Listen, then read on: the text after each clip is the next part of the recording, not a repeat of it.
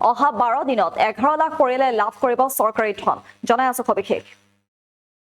আৰু মুখ্যমন্ত্ৰীৰ বৃহৎ ঘোষণা অহা 12 দিনত 11 লাখ পৰিয়ালে লাভ কৰিব চৰকাৰী ধন লগতে মাইক্ৰ ফাইনেন্সৰ ঋণ লোৱা মহিলাক দিয়া হ'ব ঋণ ৰেহাই বানত ক্ষতিগ্ৰস্ত লোককো দিয়া হ'ব সাহায্য এই বৃহৎ ঘোষণা কৰিছে মুখ্যমন্ত্ৰী ডক্টৰ হিমন্ত বিশ্ব শৰ্মাই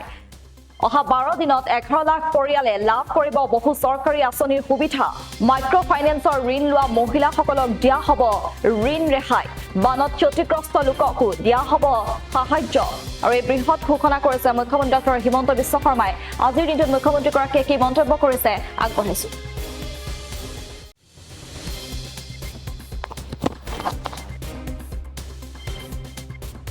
শ্ৰদ্ধাৰ ৰাইজ এই সময়ছোৱাত আমি আন কেইবাটাও আন গুৰুত্বপূৰ্ণ আঁচনি ৰূপায়ণ কৰিম যোৱা বিধ্বংস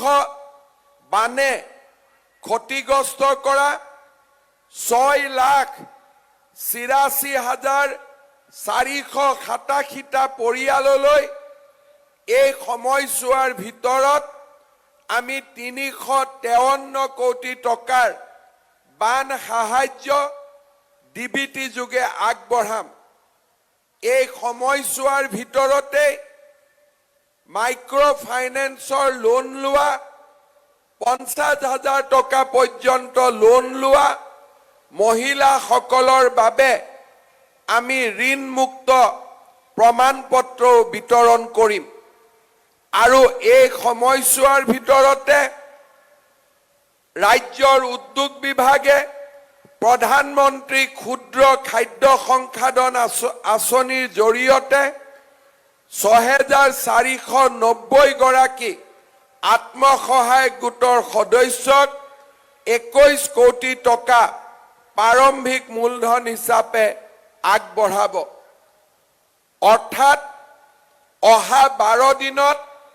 ৰাজ্যৰ প্ৰায় 11 লাখ পৰিয়াল অসম চৰকাৰৰ বিভিন্ন আঁচনিৰ পৰা উপকৃত হ'ব 2024 চনৰ শেষ মাহটোত অসমৰ ৰাইজক সেৱা কৰিবলৈ আকৌ এবাৰ সুযোগ পোৱাৰ যি বিৰল কৃতিত্ব আমি লাভ কৰিছো তাৰ বাবে নেদেখা জনৰ ওচৰত ধন্যবাদ জনাইছো আৰু অসমবাসী ৰাইজলৈ কৃতজ্ঞতা আৰু মোৰ প্ৰণাম যিকোনো খবৰৰ বাবে যোগাযোগ কৰক 7099017330 লগতে 7099017110 নম্বৰত যিকোনো খবৰৰ বাবে যোগাযোগ কৰক